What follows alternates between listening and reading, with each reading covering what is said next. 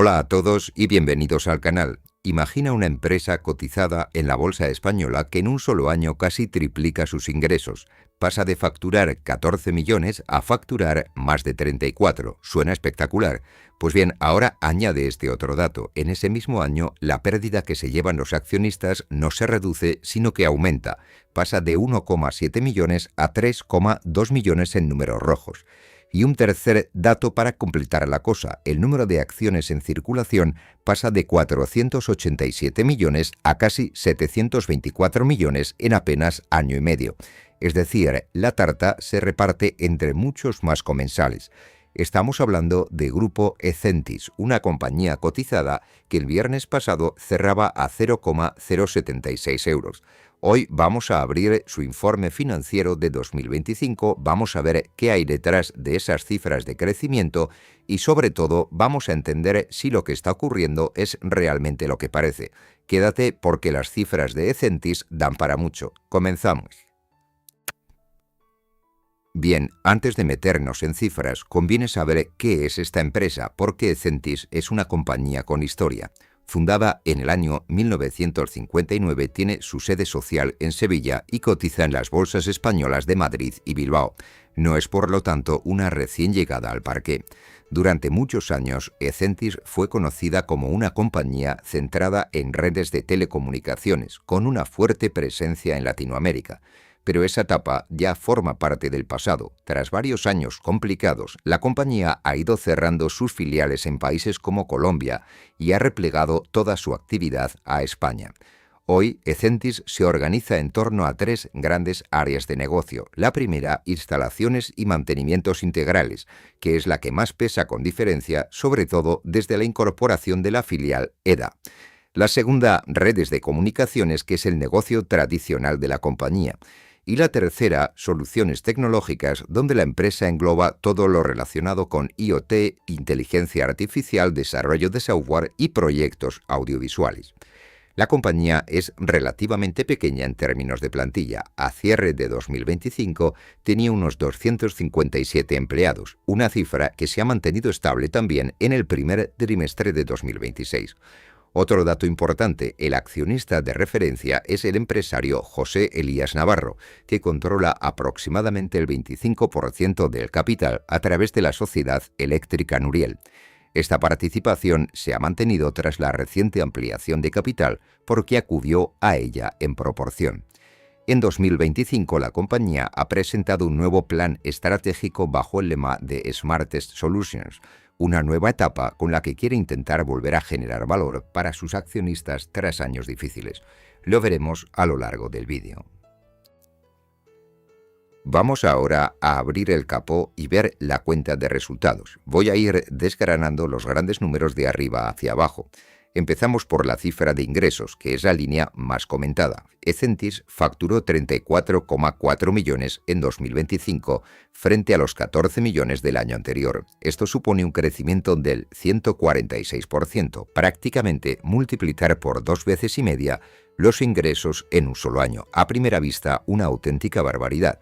Bajamos al EBITDA, que es el resultado de la actividad antes de descontar amortizaciones, intereses, impuestos y partidas no recurrentes. En 2025 el EBITDA es positivo por 1 millón, cuando en 2024 era negativo en 1,9, es decir, la operativa pura del grupo ha pasado a generar dinero en lugar de perderlo. Es una mejora importante de casi 3 millones. Pero aquí empieza a torcerse la historia. Si seguimos bajando, llegamos al EBIT, el resultado de explotación, una vez descontadas amortizaciones y provisiones. Y aquí ya estaríamos en pérdidas, en concreto 0,4 millones en negativo. Y todavía quedaría por restar el resultado financiero, que en 2025 ha sido negativo en 1,4 millones, mientras que en 2024 era ligeramente positivo. Este empeoramiento se debe al fuerte aumento de los gastos financieros vinculados a la nueva deuda que la compañía ha contraído para crecer. Con todo esto, el resultado neto consolidado se quedaría en pérdidas por 2,7 millones. Pero atención al dato más relevante para el accionista de a pie. El resultado atribuible específicamente a los propietarios de Ecentis es negativo por 3,2 millones, frente a los 1,7 millones del año anterior. En otras palabras, la pérdida del accionista no mejora, sino que empeora en 1,5 millones adicionales. Y aquí ya empieza a aparecer la paradoja: ingresos que vuelan, pero accionistas que pierden más. Bien, esta es probablemente la diapositiva más importante de todo el análisis. Cuando uno lee que una empresa ha crecido el 146% en un año, lo primero que piensa es: vaya, el negocio debe estar funcionando realmente bien. Pero en el caso de Ecentis, eso no es exactamente lo que ha ocurrido. Vamos a abrir esa cifra y ver de dónde viene. De los 34,4 millones de ingresos, 23,6 proceden de EDA Instalaciones y Energía, una compañía que Ecentis compró en marzo de 2025. Es decir, no son ingresos generados por el negocio que ya tenía Ecentis, sino que son ingresos de una empresa que acaba de incorporar a su perímetro. Y a esos hay que sumarle otros 1,1 millones que aporta Elías Equipamientos, otra compra realizada en octubre de 2025. Si sumamos las dos adquisiciones, son aproximadamente 24,7 millones.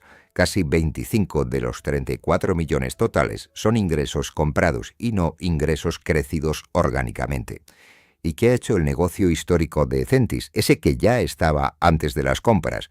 Bueno, pues si miramos los segmentos, la división de soluciones tecnológicas cae un 38,8%, pasando de 8 a 4,9 millones, y la división de redes de comunicaciones cae un 20,3%, de 5,8 a 4,7 millones. En conjunto, el negocio que la compañía ya tenía en 2024 se ha contraído de forma notable. Por lo tanto, conviene matizar el titular. El crecimiento del 146% no refleja una mejora del negocio existente, sino una expansión del perímetro mediante adquisiciones. Y eso, como veremos más adelante, tiene implicaciones importantes para entender el balance, la deuda y la valoración. No es lo mismo crecer haciendo más cosas con lo que ya tienes que crecer comprando. Vale, vamos a ver ahora qué son estas dos compras, porque son las que están redibujando la cara de Ecentis. La primera, y de lejos la más relevante, es EDA Instalaciones y Energía. Es una compañía dedicada a los servicios integrales de instalación y mantenimiento. Ecentis la compró en marzo de 2025 con una operación interesante. Adquirió inicialmente el 55%, con un compromiso contractual de ir subiendo al 75% mediante compras adicionales del 5% cada año. En septiembre de 2025 ya ejecutó la primera de esas ampliaciones y se sitúa en el 60%. Y según el último informe del primer trimestre de 2026, en mayo ha vuelto a comprar otro 5% y ya estaría en el 65%. Es decir, el plan se está ejecutando según lo previsto. EDA es la pieza que explica realmente el cambio de tamaño de Ecentis. Durante 2025 aportó al grupo 23,6 millones de ingresos y un beneficio de 1,46 millones. Para hacernos una idea, EDA es ya mucho más grande en facturación que el resto de Ecentis junto.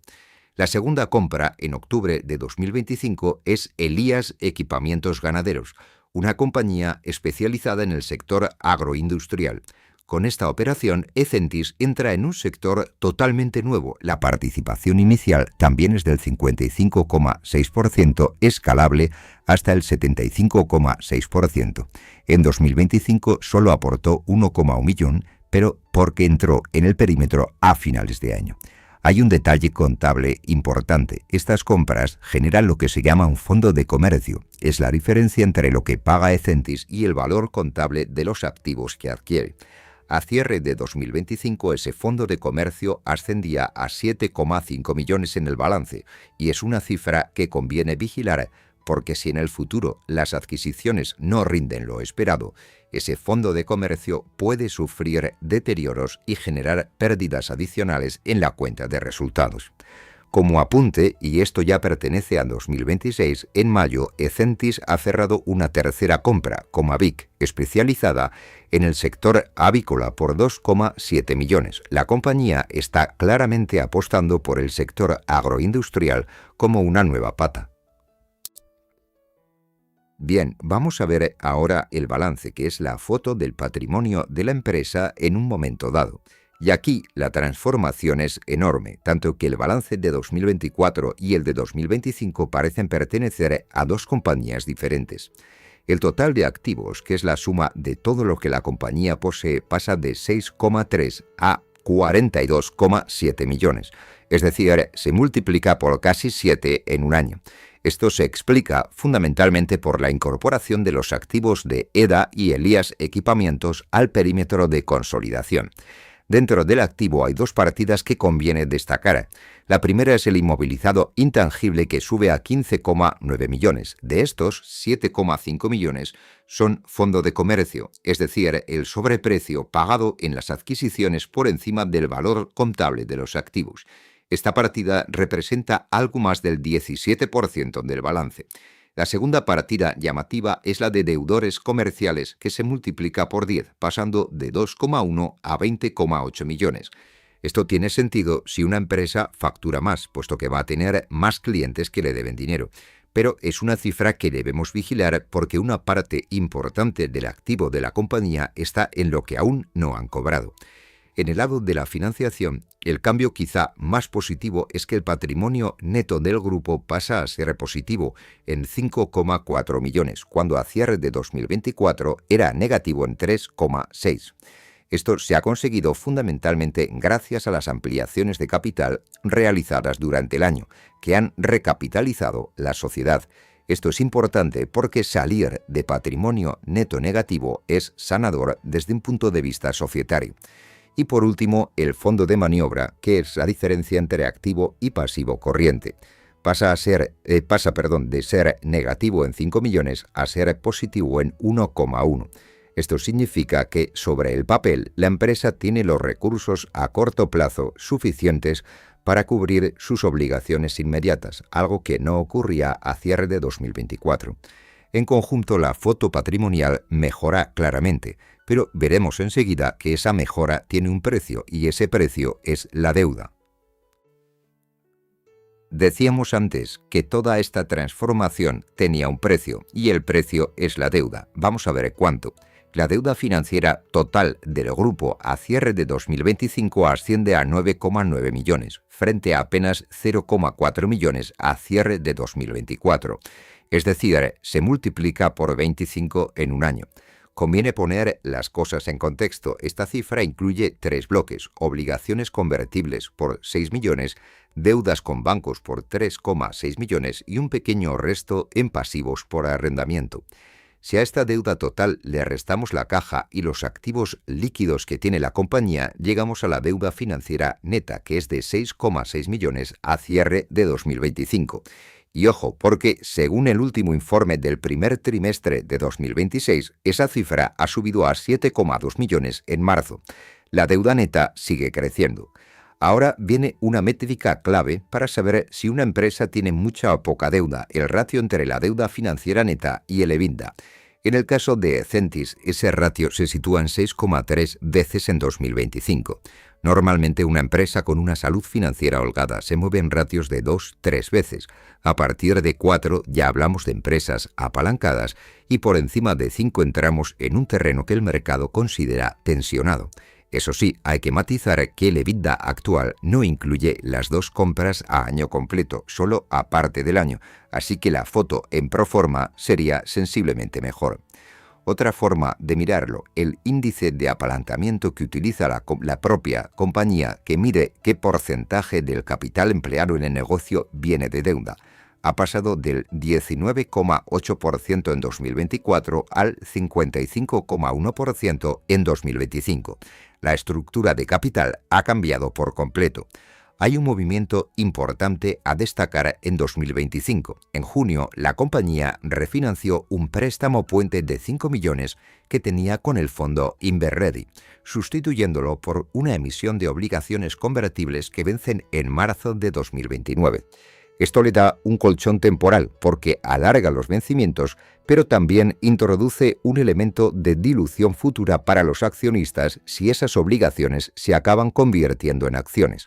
Y ese tema de la dilución es algo que veremos en detalle más adelante porque es probablemente uno de los aspectos más relevantes para cualquier inversor minorista.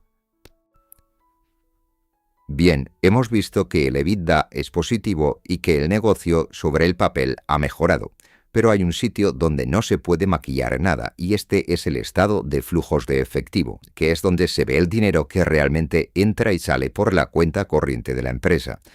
Y aquí los números cuentan una historia bastante diferente a la del titular del crecimiento. El flujo de caja de las actividades de explotación, es decir, el dinero que genera la operación pura del negocio, ha sido negativo en 8,6 millones durante 2025. Eso compara con un flujo también negativo, pero mucho menor, de 1,1 millones en 2024. Es decir, durante 2025 el negocio operativo no solo no ha generado caja, sino que ha consumido 8,6 millones. Es una cifra muy importante para una compañía de este tamaño. ¿Y por qué ha ocurrido esto? Bueno, porque el capital corriente, sobre todo los saldos de clientes que aún no se han cobrado, se han disparado en 19 millones en el año. La compañía está facturando mucho más, pero buena parte de eso todavía no se ha cobrado. ¿De dónde sale entonces el dinero que la compañía ha necesitado durante el año? Pues sale principalmente de dos sitios. Por un lado, la actividad de inversión ha aportado 1,4 millones netos gracias a desinversiones puntuales. Y sobre todo, la actividad de financiación ha aportado 9 millones netos, 5,3 millones por emisión de instrumentos de patrimonio, es decir, ampliaciones de capital, y 6,1 millones por nueva deuda contratada. El resultado de todo esto es que la caja de la compañía sube en 1,9 millones, pasando de 1,2 a 3,1 millones a cierre de ejercicio. Pero el origen de ese aumento es claro, no ha venido del negocio, ha venido del bolsillo de los accionistas y de los acreedores. Esta es una métrica fundamental que no aparece en los titulares. Una empresa puede mostrar EBITDA positivo y aún así estará quemando caja en su operativa diaria. Y por eso mirar siempre el flujo de caja operativo es lo que distingue al inversor que va más allá del titular. Ahora vamos a ver una diapositiva clave para entender Ecentis desde el punto de vista de cualquier accionista, y es el tema de la dilución, que es probablemente el aspecto menos comentado pero más impactante de los últimos meses. A cierre de 2024, Ecentis tenía 487 millones de acciones en circulación. A cierre de 2025 ya eran 587 millones, y tras la ampliación de capital con derecho de suscripción preferente que la compañía cerró en mayo de 2026, ya hay en circulación 724 millones de acciones. Esto quiere decir que en menos de 18 meses el número de acciones de Ecentis ha aumentado un 48,4%. Esto significa que un accionista que tenía, por ejemplo, el 1% del capital a comienzos de 2024 y no haya acudido a ninguna ampliación, hoy tendría aproximadamente el 0,67% del capital. Habría perdido un tercio de su peso en la compañía, aunque siga teniendo el mismo número de acciones. ¿Y de dónde vienen estas nuevas acciones? Bien, vienen de varias fuentes. Por un lado, de las conversiones de obligaciones del fondo Global Tech Opportunities.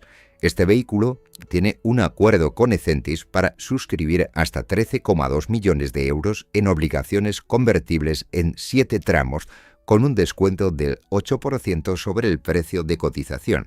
Es un mecanismo de financiación bastante flexible para la empresa, pero que genera dilución continua para el accionista. Por otro lado, viene de las ampliaciones por compensación de créditos asociadas a las compras de EDA, Elías Equipamientos, y los préstamos convertidos de Eléctrica Nuriel y Coenerasol.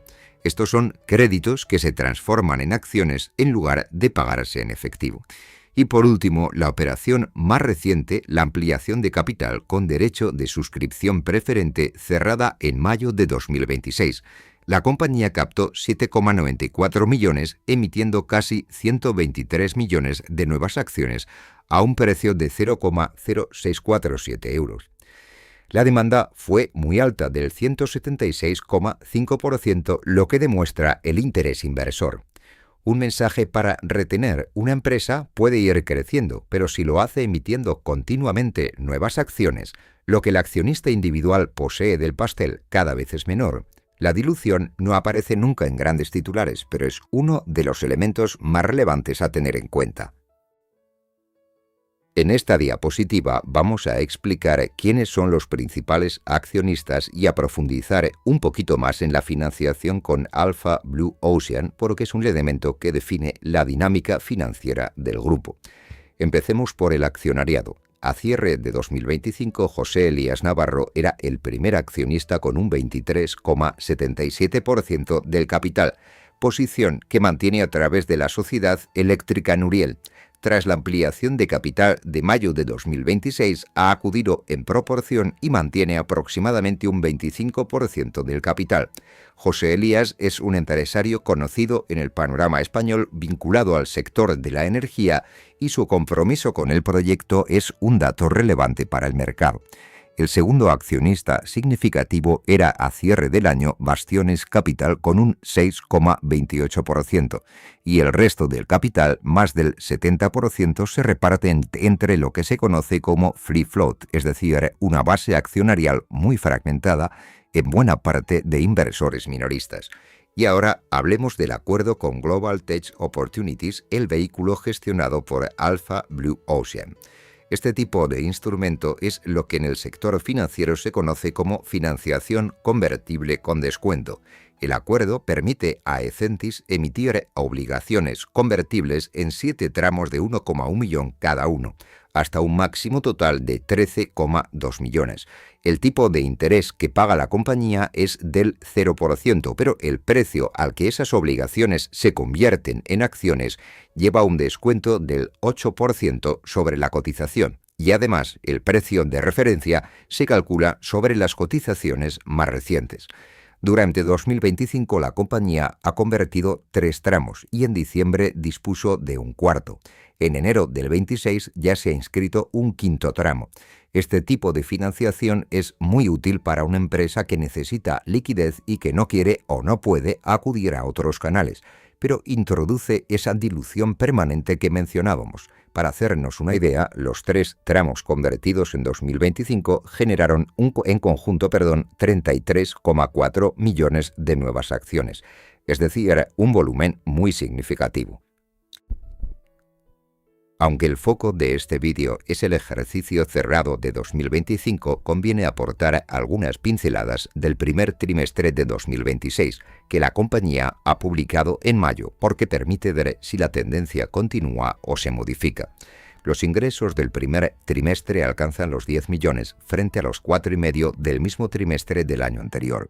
Esto es un crecimiento del 121%, pero igual que antes, el crecimiento tiene una explicación clara. En el primer trimestre de 2025, EDA solo aportó 10 días de actividad, mientras que en el de 2026 aporta el trimestre completo.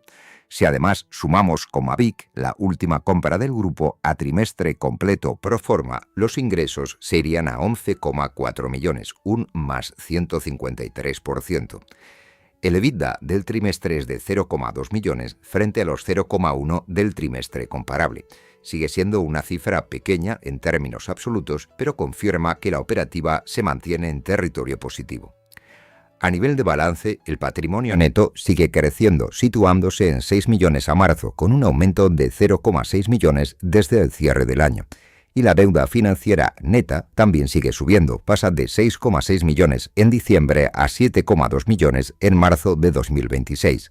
Esto es coherente con lo que la propia compañía dice, que esa deuda está acompañando una fase de expansión inorgánica. La plantilla se mantiene estable en 259 empleados a marzo frente a los 257 al cierre del año. En resumen, el primer trimestre de 2026 confirma la tendencia: ingresos que crecen apoyados en compras, EBITDA ligeramente positivo y deuda que sigue subiendo. La foto operativa es coherente con lo visto en 2025 sin grandes sorpresas en ningún sentido. Bien, en esta diapositiva vamos a ver el plan estratégico 2025-2028 que la compañía ha actualizado precisamente en el primer trimestre de 2026. Es importante porque marca las expectativas que la propia dirección está poniendo encima de la mesa. Los objetivos son ambiciosos. En ingresos, el plan apunta a pasar de aproximadamente 42 millones de euros en cifras pro forma de 2025, es decir, considerando todo el año completo de las compras, a más de 160 millones en 2028. Esto significa multiplicar por 4 los ingresos en 3 años. En EBITDA, el objetivo es pasar de 2 millones pro forma a más de 12 millones en 2028, es decir, multiplicar por 6. Esto implicaría alcanzar un margen EBITDA de aproximadamente el 8% sobre las ventas en 2028, frente al 5% actual pro forma. En términos de deuda, la compañía maneja dos escenarios. A corto plazo, ratio deuda financiera sobre el EBITDA pro forma en torno a 3 veces, lo que reconoce que a fase actual de adquisiciones tensiona el balance, y a largo plazo, una vez que las compras maduren, la compañía estima un ratio normalizado de 1,5 veces, mucho más holgado. ¿Y cómo se piensa lograr todo esto? Pues bien, el plan se apoya en 3 palancas. Primero, crecimiento inorgánico disciplinado, es decir, seguir comprando compañías en sectores estratégicos. En segundo lugar, expansión de márgenes, optimizando la operativa de las empresas adquiridas. Y en tercer lugar, crecimiento orgánico de dígito medio-alto, protegiendo los márgenes. Hasta la fecha, las 3 adquisiciones ya completadas, EDA, Elías Equipamientos y Comodic, encajan dentro de esta estrategia. Conviene matizar, eso sí, que los planes estratégicos son objetivos y no garantías. Multiplicar por 4 los ingresos en 3 años es un objetivo muy exigente y dependerá de la capacidad de la compañía para integrar las compras realizadas, mantener el ritmo de adquisiciones futuras y, lo más importante, generar caja para no depender de manera permanente de ampliaciones de capital y nueva deuda. El propio informe del grupo reconoce que este escenario de largo plazo asume una situación normalizada del apalancamiento. Una sección que pocas veces se mira pero que es muy reveladora es la de riesgos que la propia compañía declara en su informe.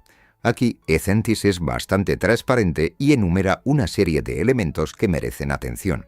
El primero y muy llamativo es el riesgo de descenso del valor de capitalización del grupo y vulnerabilidad de la acción.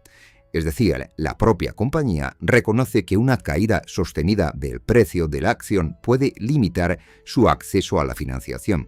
En una empresa que se financia en gran medida con instrumentos convertibles ligados al precio, esto no es una cuestión menor.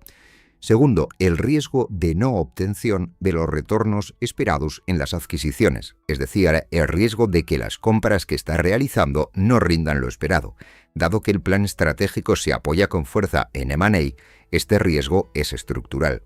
Tercero, el riesgo de dependencia de proveedores y subcontratistas clave, algo habitual en empresas de servicios. Cuarto, el riesgo de competidores con mayor capacidad tecnológica y financiera. Ecentis opera en un mercado fragmentado pero con grandes jugadores y la compañía reconoce que la presión sobre márgenes puede ser un factor. A nivel operacional destacan 2 riesgos importantes: la dificultad para atraer y retener talento técnico cualificado y la dependencia de personal clave. Ambos son críticos en una empresa de servicios profesionales. Y a nivel financiero, el riesgo de liquidez. La compañía reconoce que necesita una planificación continua de la tesorería y que mantiene una dependencia notable de fuentes externas de financiación. Como dato adicional, hay un detalle importante: el Consejo de Administración ha tenido que hacer un análisis explícito sobre el principio de empresa en funcionamiento y concluye que sí lo cumple. Pero el hecho mismo de que se incluya este análisis nos indica que la situación financiera es delicada y que requiere seguimiento. Las cuentas se formulan asumiendo que el grupo generará flujos de caja positivos en los próximos años y que podrá atender sus compromisos. Esta hipótesis es razonable, pero conviene tener presente que se trata de una proyección y no de una certeza. Bien, pasamos ahora al bloque que muchos esperabais, el de la valoración. Vamos a hacerlo paso a paso para que cada uno pueda sacar sus propias conclusiones. Empezamos por el dato más sencillo, la cotización.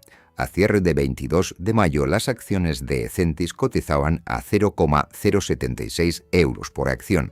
A esa fecha, tras la ampliación de capital recién cerrada, el número de acciones en circulación es de 724 millones aproximadamente.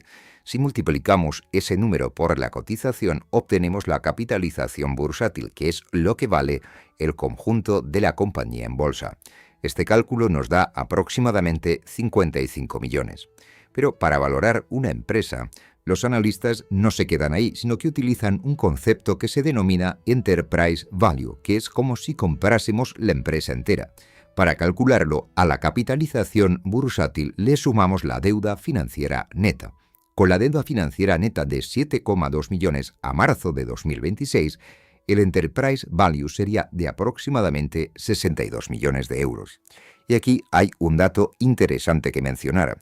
El precio al que se ejecutó la última ampliación de capital fue de 0,0647 euros por acción, es decir, casi un 15% por debajo de la cotización actual del 22 de mayo. Esto es importante por dos razones. Por un lado, refleja la tensión que tiene este tipo de operaciones, ya que normalmente las ampliaciones se hacen con un descuento sobre la cotización para incentivar la suscripción. Por el otro, la sobresuscripción del 176% indica que sí hubo apetito inversor a ese precio. Con estas cifras en la mano ya podemos pasar a los grandes múltiplos de valoración, el PER y el Enterprise Value EBITDA. Lo vemos a continuación. Bien, vamos con los dos múltiplos clásicos de valoración para entender si una empresa está cara o barata, el PER y el Enterprise Value EBITDA. Vamos a empezar por el PER, que es la relación entre el precio de la acción y el beneficio por acción. Es probablemente el múltiplo más popular. ¿Cuál es el PER de Ecentis? Sencillamente no se puede calcular. La compañía está en pérdidas con un resultado atribuible a los accionistas negativo de 3,2 millones. Cuando una empresa pierde, el PER no es aplicable. Vayamos entonces al Enterprise Value EBITDA, que es la relación entre el Enterprise Value y el EBITDA. Este múltiplo sí que se puede calcular incluso en empresas que tienen pérdidas, siempre que el EBITDA sea positivo, y nos da una idea de cuántos años de EBITDA actual harían falta para recuperar, entre comillas, el coste de la empresa entera. Con los datos reportados de 2025, el cálculo nos da un múltiplo Enterprise Value EBITDA de 60 veces. Es una cifra altísima propia de empresas en fase muy temprana de crecimiento o de empresas con expectativas muy ambiciosas.